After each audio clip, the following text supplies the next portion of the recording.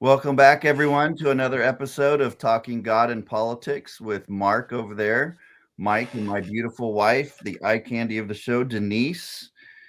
And Mark, it's been a while, but boy, we've got a lot to talk about tonight, don't we? Man, it has. It has been a while. It's been like 3 weeks. It's crazy. And in those 3 weeks, Denise and I were just talking before we went live here about how, man, in 3 weeks there has been a lot that has happened. I thought, you know what? Could it be one time we go on a show and there's just nothing to talk about? Like we just get on here and it's like, Mike, do your thing because we'll talk about your book because really nothing's happened. No, probably not. That's never going to happen. No. But we probably will talk about my older book that is Again, Deception between Israel and Iran, which is obviously playing out exactly as I thought it would. But that seems to be the biggest topic right now. So I thought we would kind of lead with that and talk about the Democrats trying to start a civil war, which is they've been wargaming for a while. Then maybe talk about Kennedy firing some of these vaccine folks and putting Malone in, and then the shooter and just some weird things that don't add up there. But so he's a Republican. He's supposedly a Trump supporter. But Tim Walz right him on a committee. Like what? Yes. So Mark, it's really funny because as conservatives, we watch the mainstream media and we watch all these clips, how the liberal media is told what to say and they regurgitate it. And yet, for some reason, conservative Zionist Christians can't see the propaganda that's coming through Benjamin Netanyahu, Laura Loomer, Mark Levin, just to name a few. And here are the, and I've responded to Laura Loomer. She will not respond to me, but these are the talking points. Israel is, quote unquote, just defending herself. How can you be against Israel defending herself? I mean, how can you do? Number one. And then the second one is Islam is a death cult. Okay. So let's take these apart. Wait, she said that. Yes. Okay. Yes. And this is coming from Benjamin, the exact same words. Yeah. Death cult, just defending myself. That's it. Very, very powerful because they know after 9/11 that many Americans did get educated on what the Quran teaches and jihad, which is totally evil. And we agree with that. But what these Jews are not telling you is, again, what is in their Talmud, and that their Talmud is also a death cult. And they're not just defending themselves. They are supposed, and we'll watch a video. I finally found it, something I watched a long time ago. But they are supposed to usher in the Messiah through waging war against Christians, Gentiles, and Muslims. That's the way they think their Messiah is going to come. So they have infiltrated evangelical Zionist Christianity to continue to support them and want this war. You remember what the wars were. They were in seven countries must fall in 5 years. That's the Greater Israel Project. That's their holy war. And they've hooked all these evangelical Zionists to vote for it and to want it. And that is what is pulling us into this war.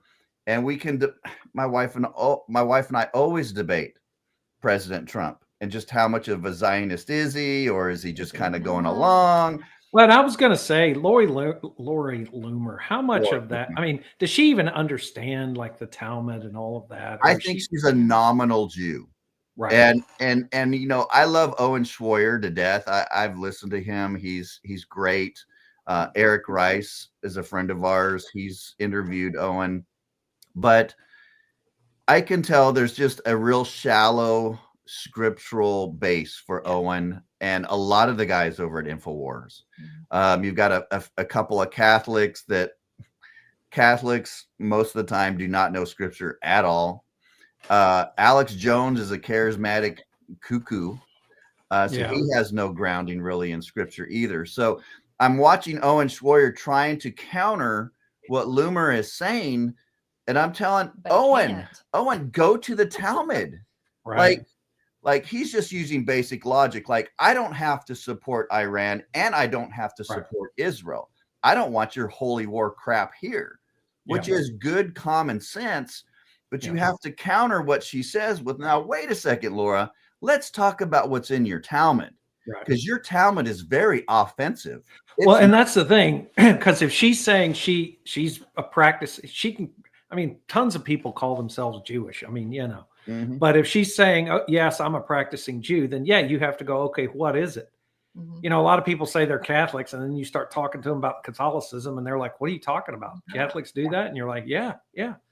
So how much of it does she practice? But the bigger thing is what I do know is Netanyahu absolutely understands the Talmud, and that's exactly what he's pushing for.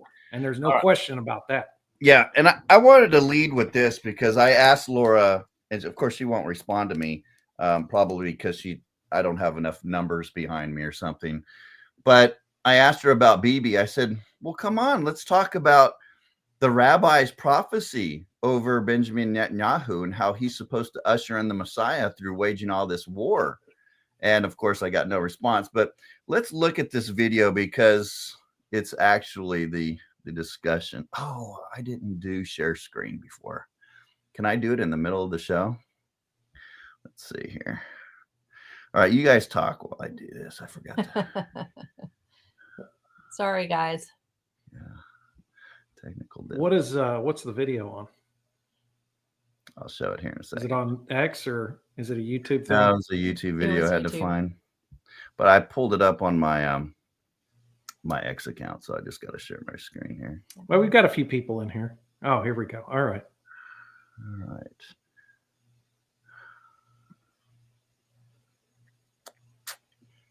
Oh, the Steven Crowder. Did you guys see that poll he put out? And man, there was hang on just a second.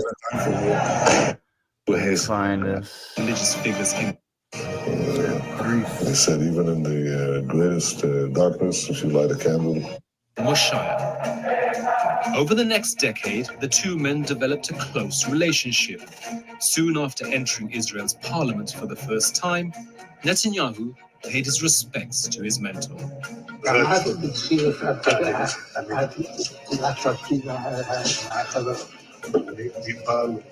מבחינת מעשה וגם מבחינת מעשה.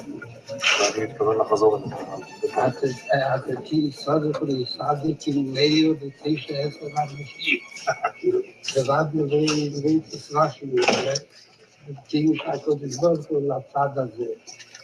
Back then, Netanyahu was probably the only ally that he could work with in Israeli politics. He obviously demands from Netanyahu to take some steps to hasten the coming of Messiah, which is to make Israel a more religious place and to take certain concrete steps in this regard. And Netanyahu says, I'm definitely doing that.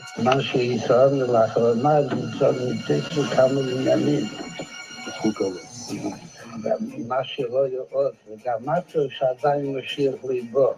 אז הייתה מה שהוא ומה ידיעתו.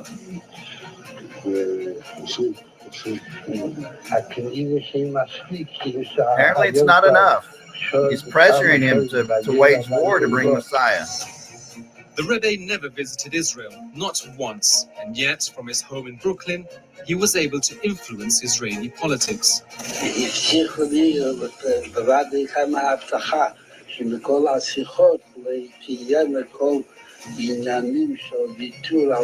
All right, now I'm going to go to 750, right around here. Watch this. A couple of years after this meeting, the Rebbe reportedly told the young Netanyahu that he would one day become Prime Minister of Israel and would be the nation's last leader before handing the scepter to the Messiah. This first part of the Rebbe's prediction came true in 1996, when a 47-year-old Benjamin Netanyahu became Prime Minister for the first time.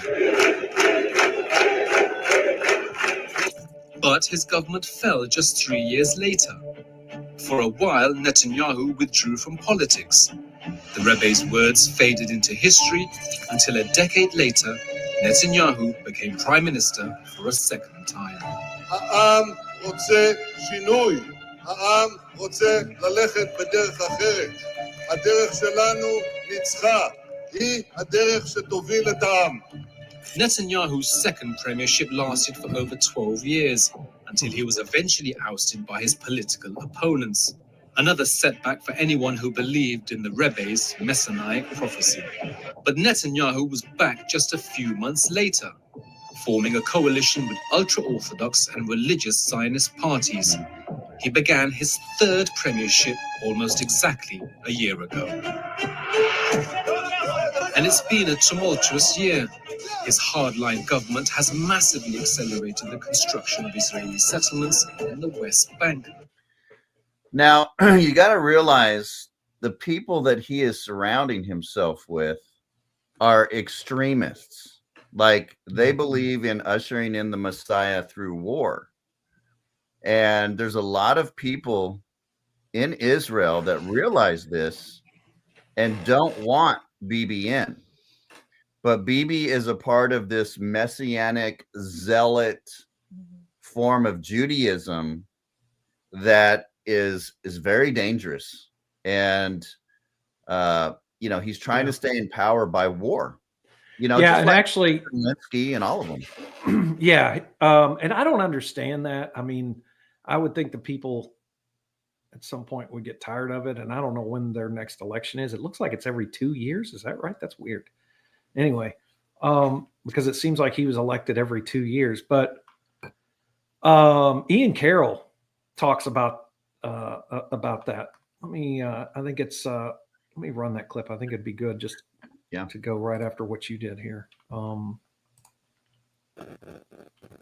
can I never find that? Okay, present. There we go. Share screen.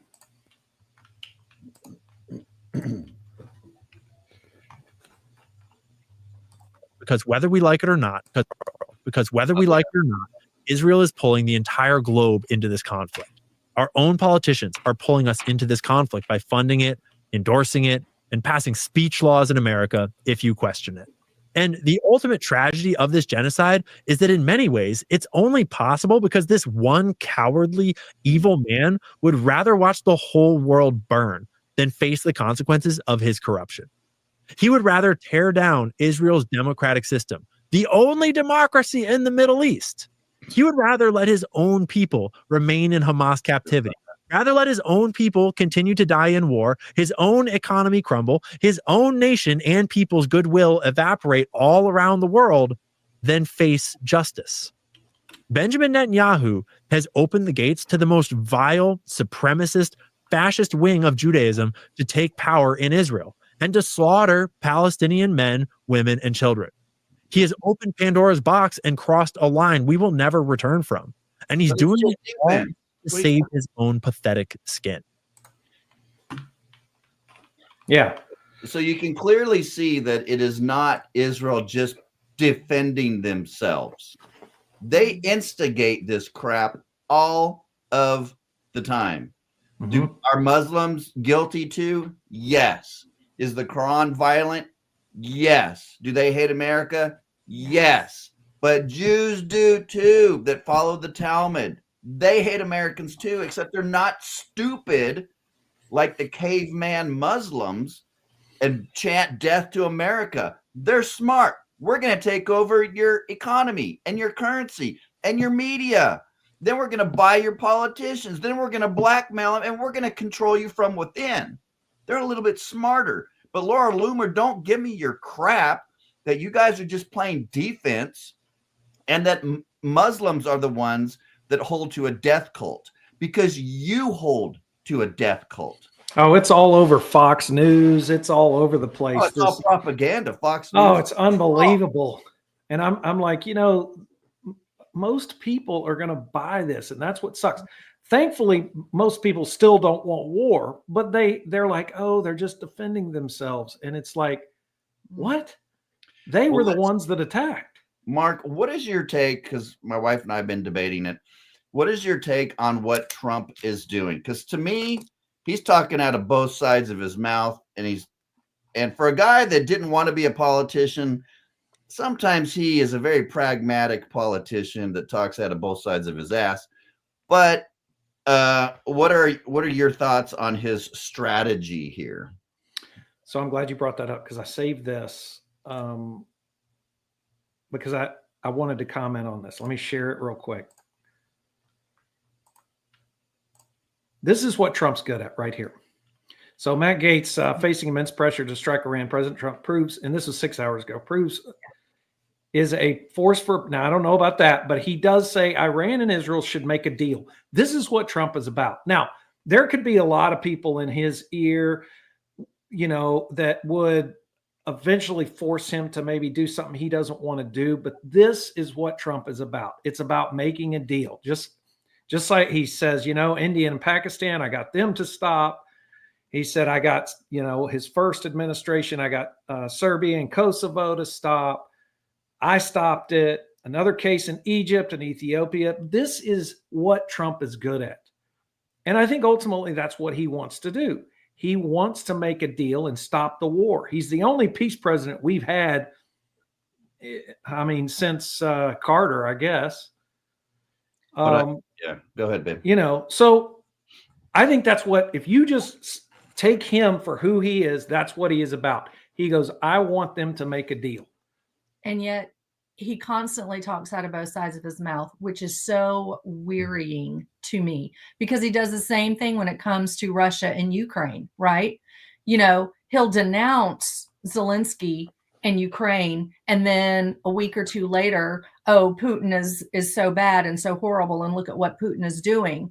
And he talks out of both sides of his mouth, because I think he wants to come across as not really taking a side. But at some point, he's going to have to take a side and a I think he plays politics. I think at the end of the day, he wants to get America out of these conflicts, because one thing he knows, it's very expensive, and it is draining the United States. It's drained us. The years of Iraq and Afghanistan and the whole joke that was this war on terror has drained America to the point we're not coming back. 37 trillion in debt. And I think as a businessman, that's what he knows. Now, he's learned how to play politics. He's had to, because he's been, run through the ringer with these Democrats and these people. But I think at the end of the day, he understands. He just is a businessman that wants America to focus on getting at least what he can built back up for the next 4 years and this whole war thing. But the problem is he's got people on the sidelines talking in his ear, telling him these things. And at the end of the day, being a president, you got to make decisions, and he may make the wrong decision. But I think personally, just of who he is, he doesn't want any of this stuff. He wants to focus on America. Yeah. The plan was to kill him. Then it was trying to cheat. And then the plan C was, let him in. We'll use his weakness against him. He has pandered to the Zionists his whole life. His father pandered to the Jews and the Zionists his whole life. We've got him there. We've got him surrounded by Talmudic Zionists. We have all of his conservative base, his entire administration are all evangelical Zionists. Yeah. Well, our whole government, you think about this, our whole government is bought and paid for. The federal government is bought and paid for. AIPAC funds it all. That's right. So, you've only got a few that stand up against this. So as well-intentioned as Trump is, like you say, he wants a good economy. He wants what's best for us. At the end of the day, is he going to just go back on rope memory and what he has lived in his past as far as, supporting God's people? He calls Jerusalem over there the eternal city. That tells you where his theological head is. That is as Zionist of a statement as you can say. And so he's going to be pressured to support "quote unquote" God's people. That's now, right. Here's where I think he doesn't really care. I think he's being pressured to say these things. Yeah, hang on, just say. So this is where I think he's playing politics. Out of one side of his mouth, he said, "I'm a peace president. No more wars in the Middle East. You know, those mean Bushes. We had no. You know, they didn't have weapons of mass destruction," which Bibi was the one that was lying about that. And he's the one that's sucking us into these 7 countries in 5 years wars. So he doesn't want that. So he says that, but then he's not really making a hard stance against Israel. What he should have done is said, look, Israel, he should have talked to the United States first.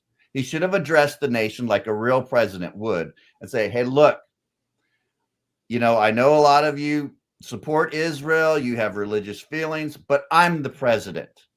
And I ran on peace. And I know most Americans do not want to be drugged into another war in the Middle East that will just bleed us dry, our treasury, the blood of our sons. We're not going to do that.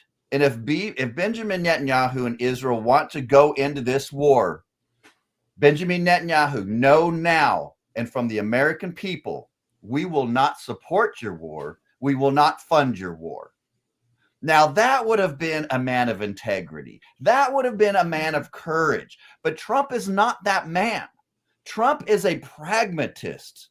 He does not have any real, that I can see, Christian values or morals or backbone. He only gets pissed off at Benjamin Netanyahu if Benjamin undermines him. You know, like these little petty ego things is when Trump is going to act tough. No, you act tough on principle, dude. Yeah. And don't back down. And well, I don't. And so let me finish this. So we're sending our military over there. And of course, we're going to be there to protect our troops. Fine. But the other thing we're sending our military over there to do is to shoot down the missiles that Iran shoots coming into Israel. And we've done this before. We did this, you know, last time. But this is in the middle of a war. This is now a war. So Trump is, I think, purposefully getting us into a situation where we're going to get fired on. And then he's going to try and sell it. Well, now we've got to go to war. And I really hope that I'm wrong, but that's just kind of the sense that I'm getting.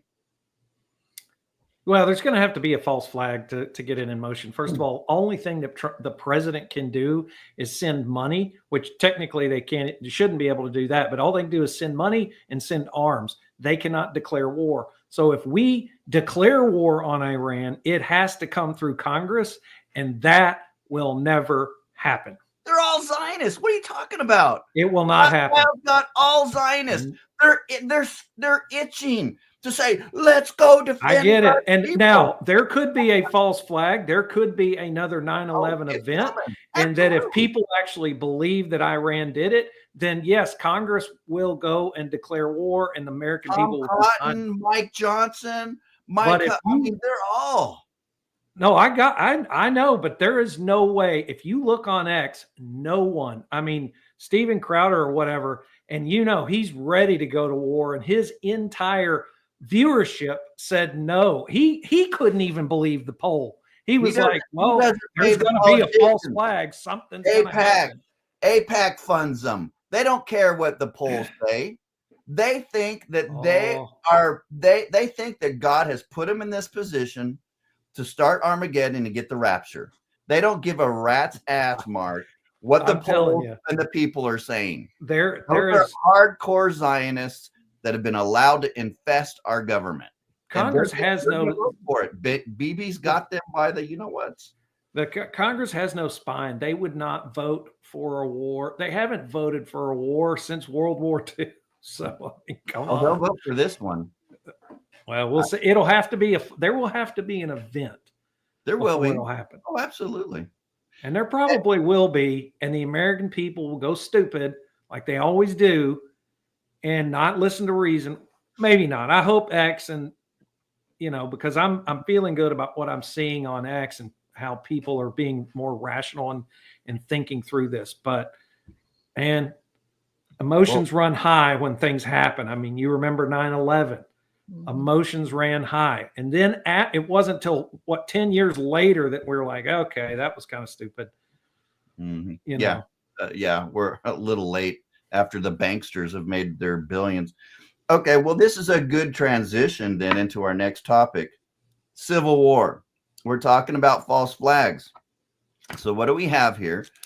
Babe, haven't they been talking about this Civil War now for a while, wargaming it? Yeah, wargaming what they would do if Trump wasn't assassinated or if they couldn't steal the election from him a second time. So they've been wargaming how to instigate civil war. And have the state secede. Obviously, they're trying to mark Trump as some dictator and a king, which I was watching Roger Stone, and he made a really good point. I want to give him credit. He goes, wait a second. This is the party that totally butchered their own election and installed Kamala without any vote. Like, she wasn't even on the radar, man. And they were trying to put her in as queen, right? With no votes, really.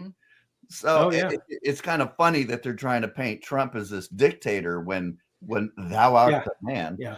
And it's hilarious that these Democrats, especially, California, it's like, do you not realize that you didn't even get a chance to vote on who you wanted to be? Right.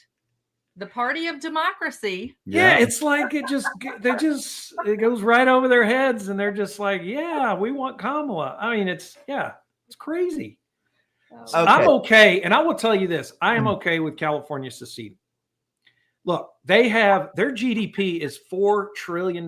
They are the 4th largest economy in the world, and I can guarantee you this: let them secede. We don't need them. I mean, Gavin's already come out and said he's not going to pay federal taxes anyway, which I don't really understand that. How does the state give? But anyway, whatever.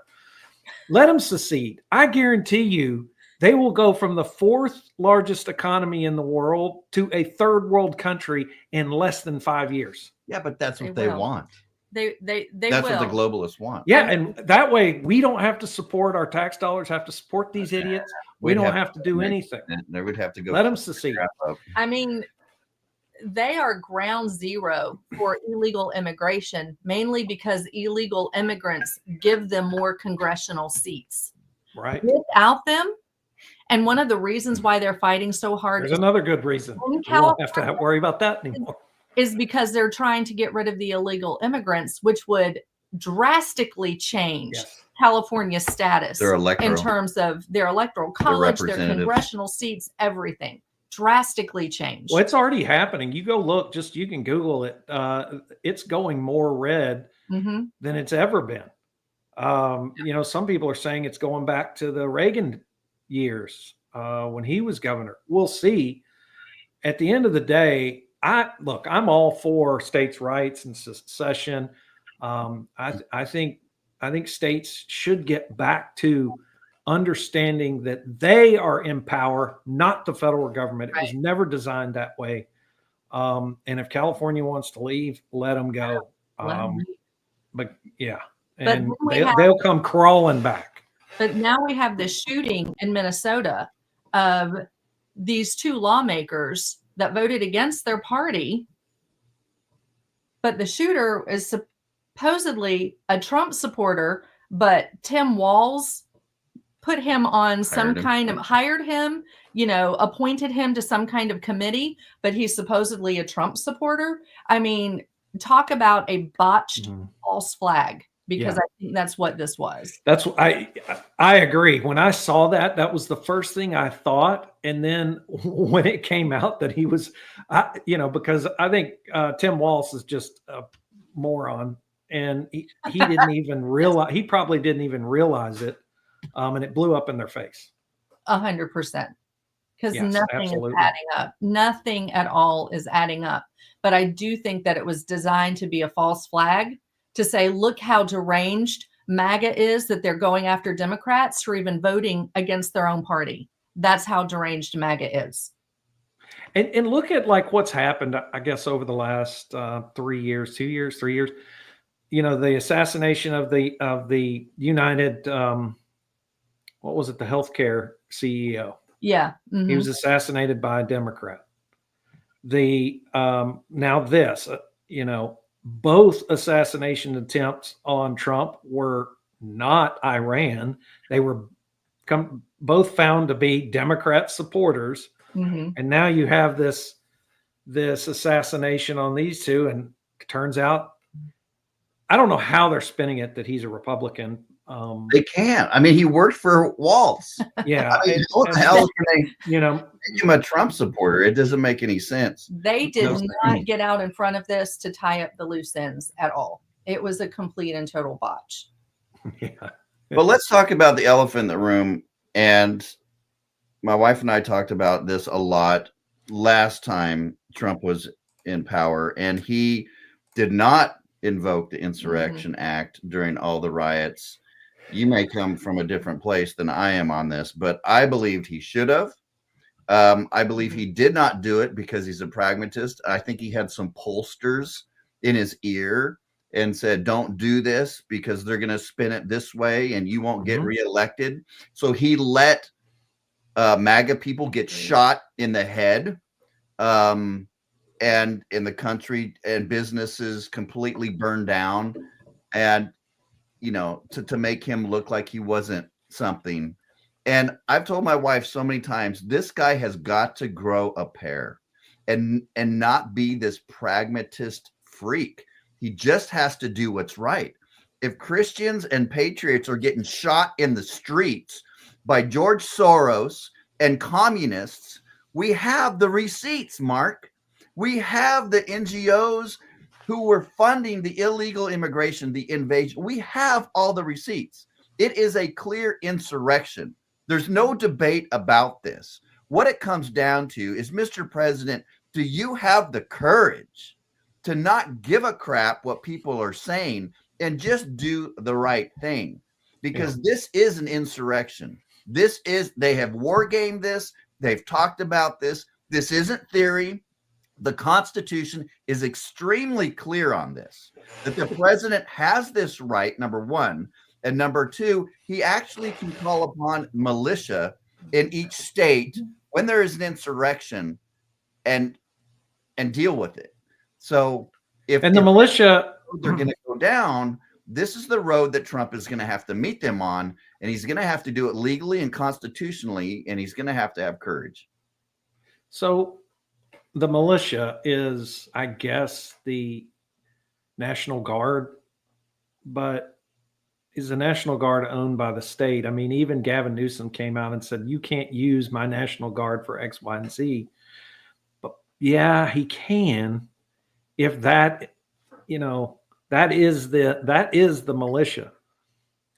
I think the whole thing has been handled wrong. Actually, it's not. The militia can okay, so then what is the militia? The militia is any able-bodied man from 18 to whatever it is, and veterans are called upon to lead and to train able-bodied men. Now, Mike, we're talking about California here, so you know we're not talking about Tennessee. We're not talking about Texas. We're talking about California. Mark, they're a 57-year-old man like me would have a great odds against these purple hair snowflakes. So we got this. We got this. Well, I hope there are some militia folks in California. Honestly, the state has pretty much a lot more than you think, because they've cheated on so many elections. I think you'd be surprised at just how many conservatives there really are in California. Yeah, I think mid state and up Sacramento and up in that area, absolutely. But you know, they've had their weapons taken away from them. I will tell you this, and I wish I had the clip. Boy, there was a sheriff in one of the Florida county. Let me see if I can find that. I want to play that. But yeah, what happened in California? If you throw something at a police officer, he doesn't know what that is. He has the right to shoot you. And this sheriff in Florida, he was like, "You will." Yeah, be did you see that? Yes, he said, "You will be." Yes. Do you know what county that was? I'm going to try to find that for we. That's the problem. Is all these these people see it on TV. All these people throwing stuff at the cops, spitting at the cops, and them doing nothing, and they think that's normal now. And that's right. That's what Trump allowed last time. Yes. That led to people dying because he didn't do anything. Yes. And that's the problem in California. You know, they said they brought in the Marines and everything's quiet. I don't know. They've handled it wrong. And of course, the mayor of LA's come out. She's a joke. Oh, here's the guy. Let's play this. This was hilarious. And this is exactly what California should have done.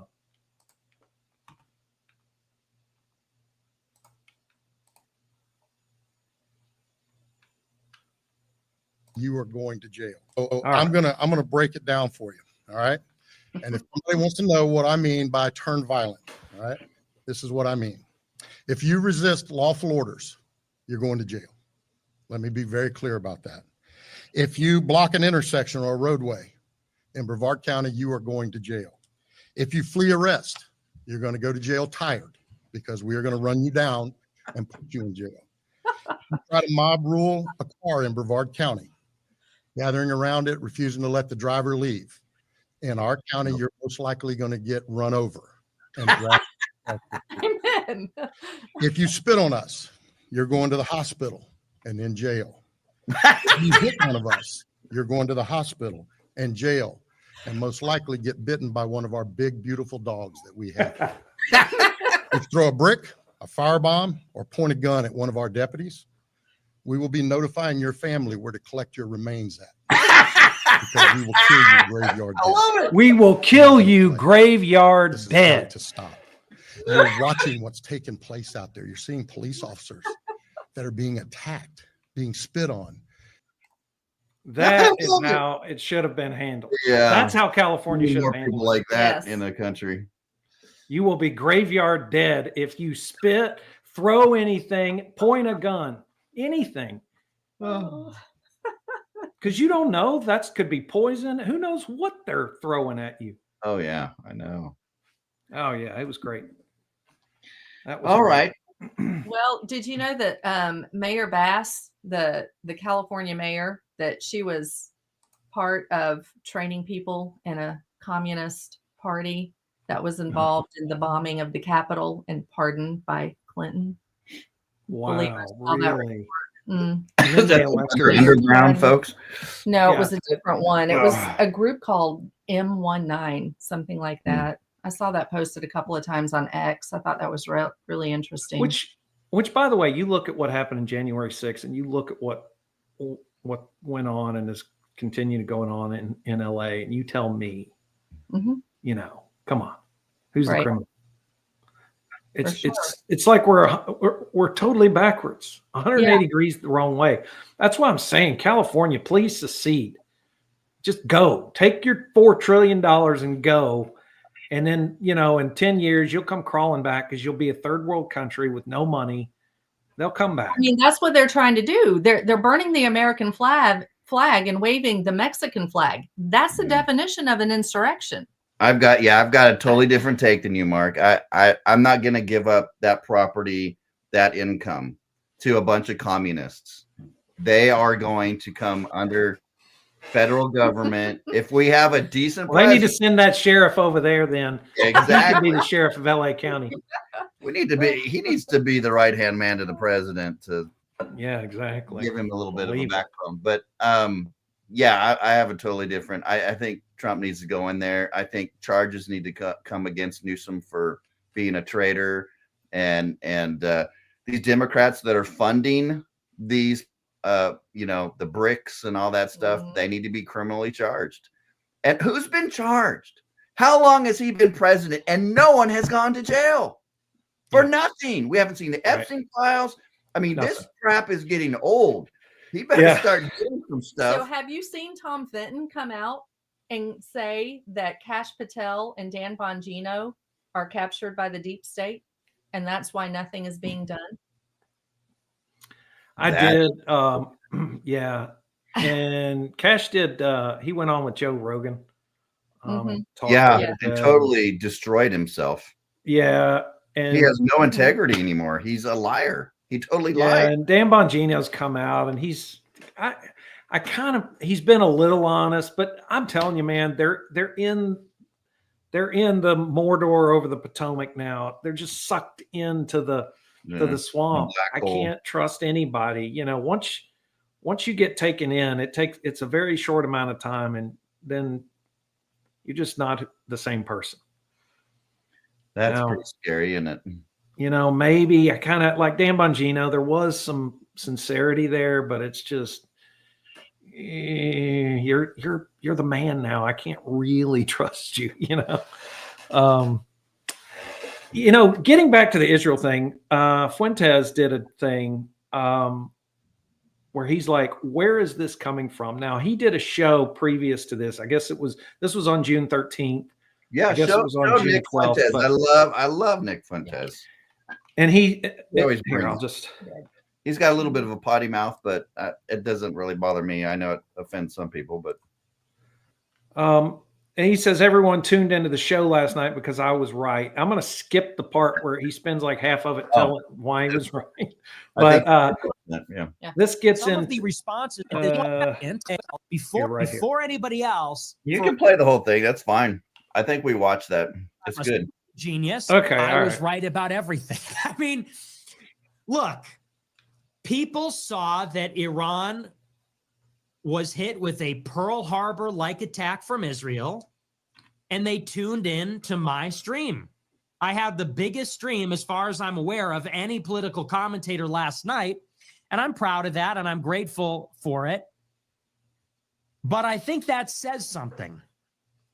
It's a testament to the fact that, well, the vast majority of mainstream commentators have been ignoring this situation or lying about it or creating complacency. This has been the one show, one of the few shows. I'm sure there's a handful of others out there, but this is one of the few shows that has really been on top of this issue, that has taken the threat posed by Israel seriously, that has been completely sober and honest, even when it entailed going against Trump and breaking partisanship. This was the one show that was very clear-eyed and clear-sighted about what was happening. Now, the reason that is significant, ask yourself why.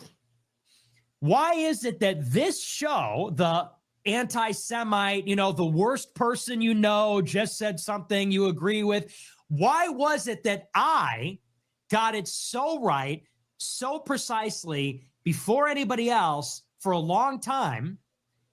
It's not because I'm a super genius. I'm a pretty smart guy, but it's not because I'm a clairvoyant. You knew it was coming. I don't have a crystal ball. The reason that this show has been on top of this issue and has been clear-sighted about it is because I'm one of the only people that is sober about the predicament politically of the United States. And we're going to get into this tonight. I do want to address, in addition to the ongoing crisis, I want to talk about some of the responses from conservatives. Because other conservatives, the way they have responded to this crisis, it reveals that they don't really understand why it's happening. That's why they didn't see it coming. That's why it wasn't on their radar. That's why they weren't covering it. I'm sorry, Mike. The situation that they don't. This is the one we thought that we had watched, but well, he's going to get into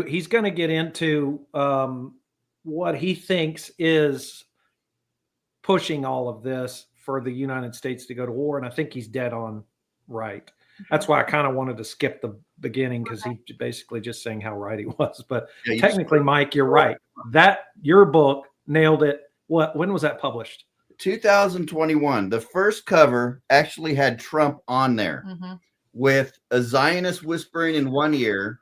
Yeah, I think I got that. And a mullah and Iman. Whispering in the other. Yeah, whispering, the proverbial, the devil on the shoulder whispering in your ear.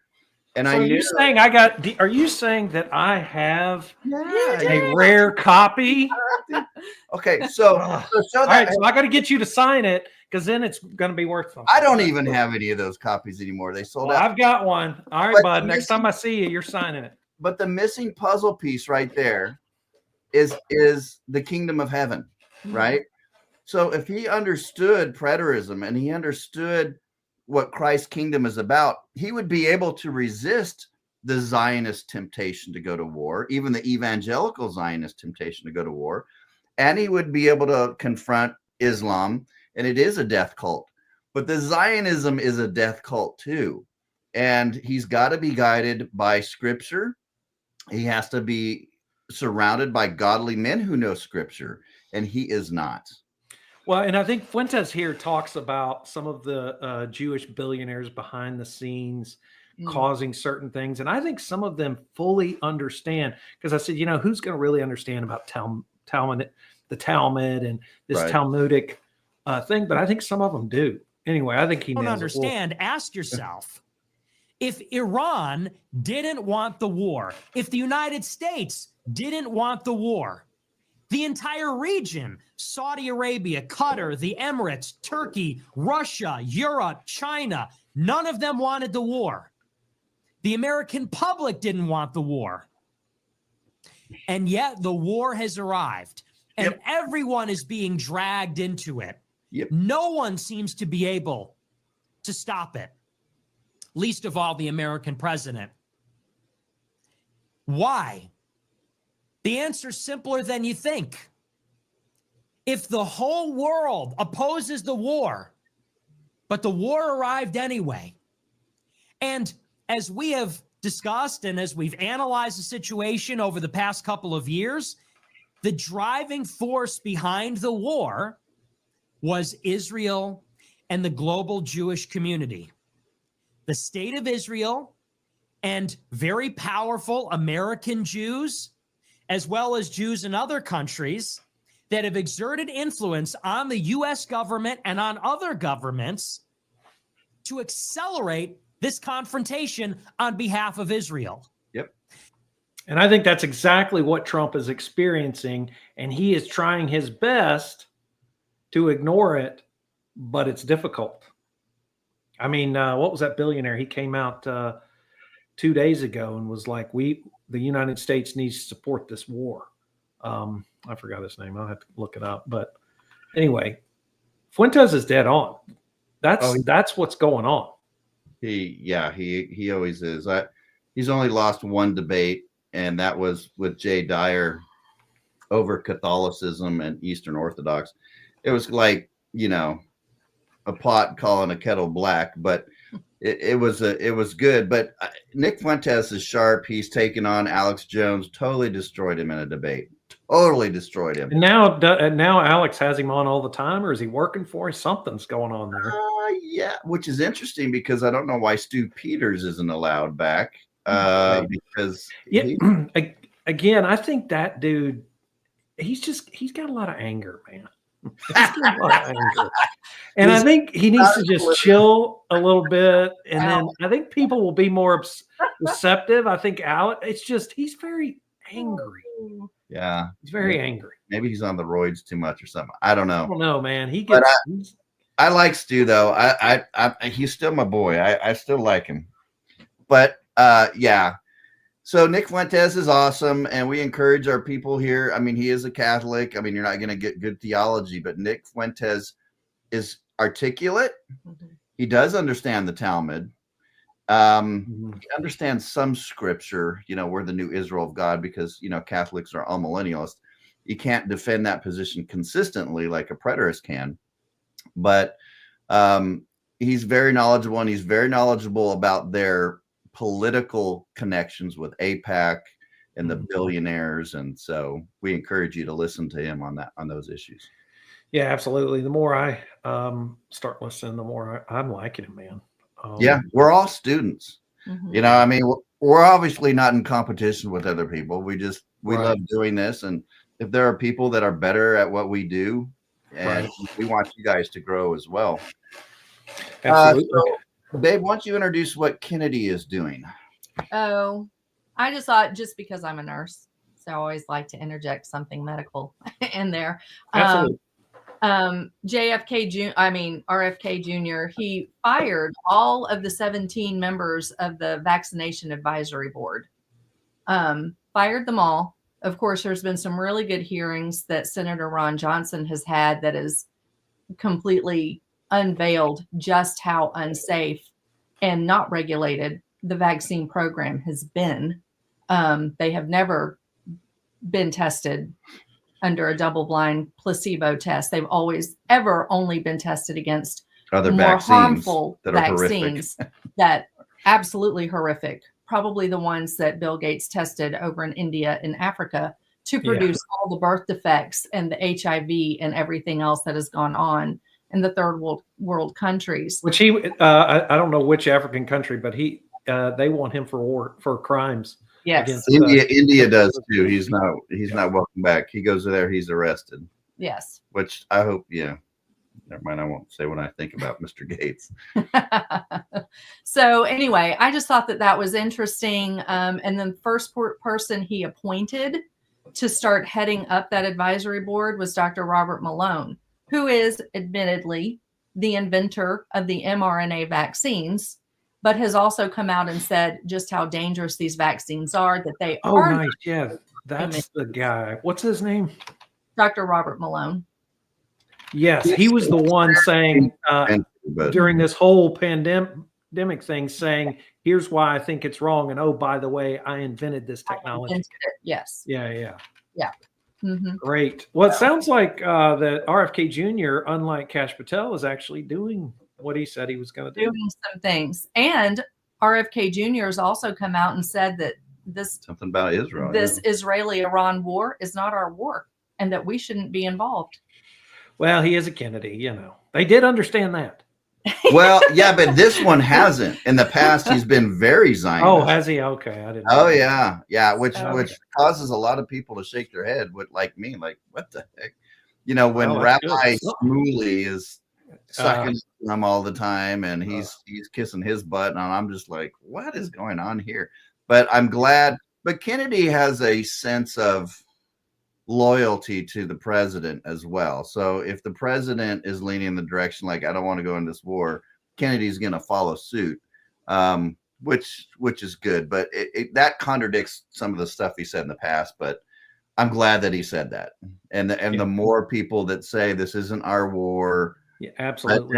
And I told my wife this, Mark, because in the book, I critique Islam and the Quran, and it's just as violent as the Talmud is. So I want peace, but to be honest with you, and Lord, forgive me if this is wrong, but the less Zionists and the less jihadists that want to kill and enslave Christians worldwide there are, I'm kind of for. I mean, if they want to kill themselves, if God has put in their hearts to kill themselves, to protect Christians, because both of those groups want less of us around and want to enslave us, maybe that's a good thing. And so if we could just stay out of this war, let them go at it. Get your jihad, your holy war thing on. And when your Messiah doesn't float down, you guys figure it out. You know what? Look, God's in control of all of this, and that could be one of the that could be something that plays out. Absolutely, we stay out and let him do that. It's funny. I forgot who the guy was on X, but he goes, "Let's pray for Israel," and then he said, "Precatory." And precatory first, exactly. So yeah, I'm with you, man. I mean, look, he's in control. He's doing it, and why is he doing it? We don't know yet, but maybe that's one of the reasons. And I know a lot of people are scared, and I do think about this in the back of my head at times, the Samson option that Israel always tries to invoke. I get that. I understand that. Well, tell people what that means, because some people don't understand. Well, that means that if Israel feels threatened and feels like they are going to be nuked, then they will release all of their nuclear bombs. On all countries. On all countries. That's what that means. Which tells you where their loyalties are. Yeah, it does. Which really tells you that they're not allies. Right. Anybody. I just hope the people can get Netanyahu out of office and get someone in there with some more sense, some peace that, you know, I don't know. I just wish the people over there would get tired of this. I mean, I would be. Yeah. I can't even have a nice condo downtown. Right. You see those missiles coming in? I mean, it's like. Yeah, but they have bomb shelters. I liked what someone said. I think it was Ian Carroll actually showed a picture of Gaza, and they said, yeah, these poor people didn't have bomb shelters like Israelis have. Right. Oh man, I love Ian. He's doing it. He's doing it. All right. So we're wrapping up here. So I found a Paula White. Oh, good. Paula White. All right. Here we go. So this is Trump's spiritual advisor. Right. And it was a little while ago. She was doing another was she barking in the spirit or some crazy? Yeah, she's wanting she's trying to get more money. It's the day of Pentecost. So now it's time to, you know, sacrifice and give up some cash. All right, so here we go. Okay. You, it might be $50. It might be $50,000. And someone's going to go, she's asking for $50,000. No, I'm not. I don't know what sacrifice is to you, but I do know the importance. So honor God with a sacrificial gift. Honor God. Honor God with a sacrificial gift. I don't, look, 50, it may be 50,000. It may be 50. Could be 50 million if you're up there. They're like, I'm not asking for 50,000. It would be nice. How does Trump put up with that crap? I don't know. Here's my thing. It's like you don't show anything about your ministry. Nothing. She gets on there just asking for money.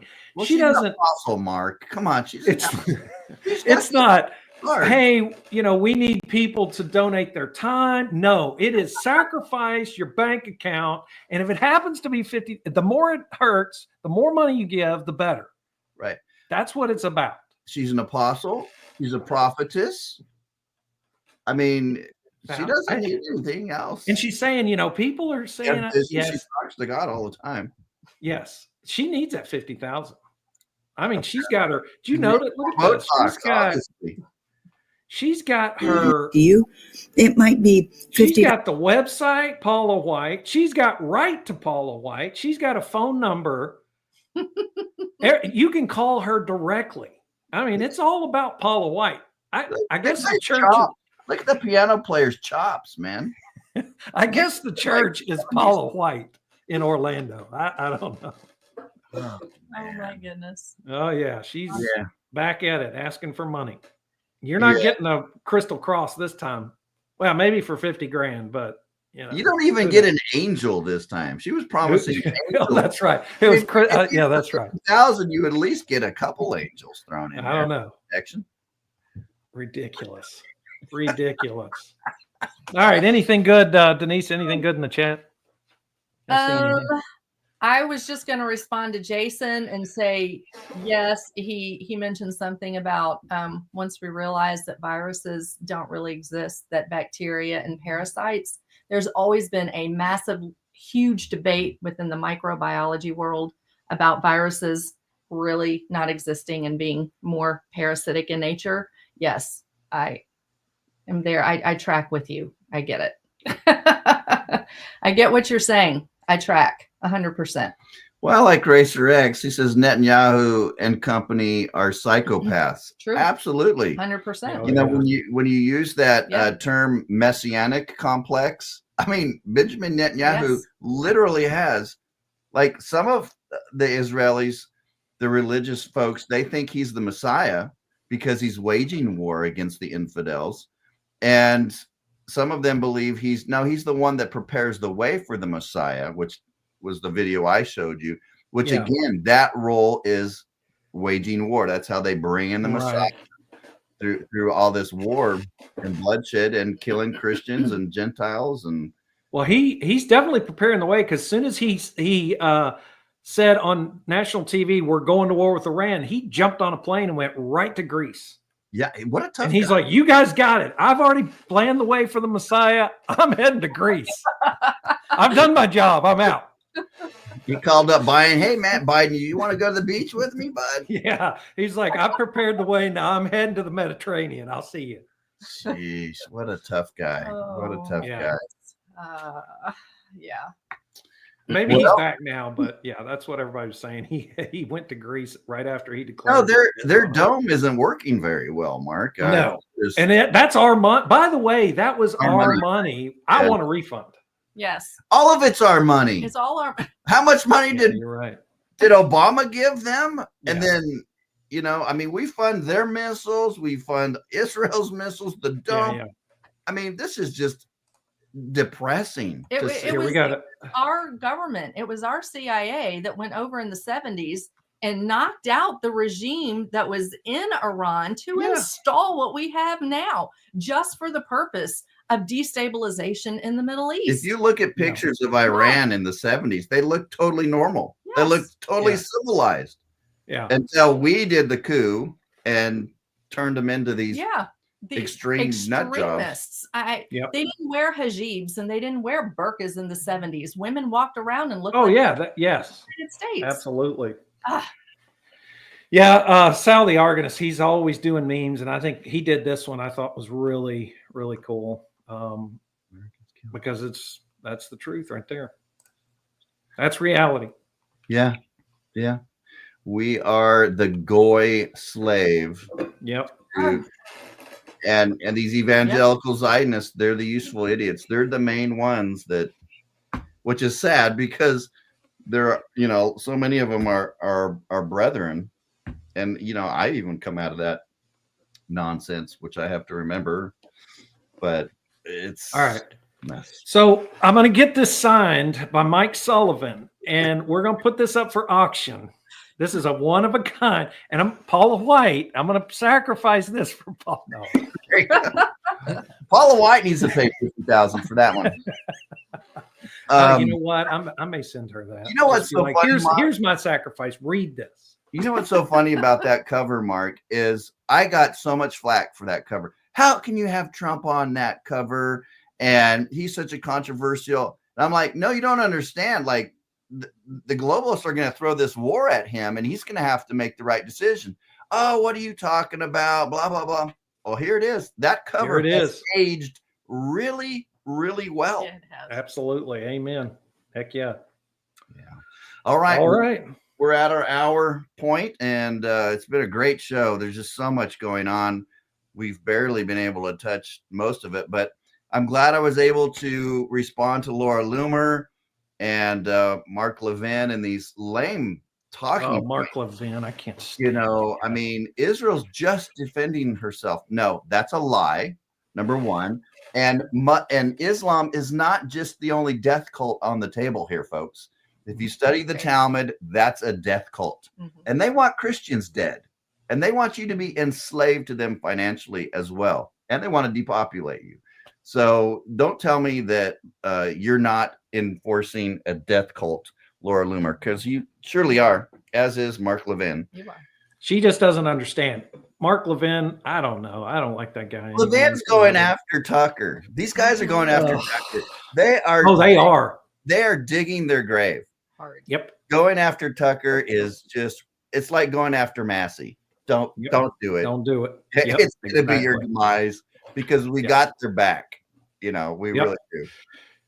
Yeah, nobody watches Levin. Come on, he comes on like what, Sunday night at 9 I actually used to watch him a year or two ago when he would talk about constitutional stuff and he would talk about how the Democrats are Marxist, but then he's using Marxist tactics against Christians right now, and it's like, Mark, because of your loyalty to the Talmud and Israel, you're actually using Marxist techniques against us.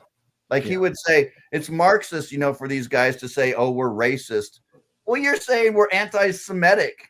I mean, you know, it's ridiculous. Well, he attacked Ron Paul back in 2012. And I used to listen to his show on XM radio because he talked about the Constitution. And then he started attacking Ron Paul. And I'm like, that dude knows more about the Constitution than you do. And that was when I was like, I'm done with this guy. I'm done. Yeah. Yeah. I think his days are numbered on Fox. We shall see, though. Yeah, he's done. Hopefully. All right, brother. Well, we'll see you next week. And thank you guys for tuning in. Did we have any other comments? Yes. We had a lot of comments. We had a lot of comments. I had a lot of people talking back and forth. That's why I brought up the Samson option for Israel, because that was in one of the comments and things like that. Okay. Well, good. I'm glad. Thank you, everybody. Yes. All right, guys. Take care. We'll see you next time. Bye, guys. All right. See you.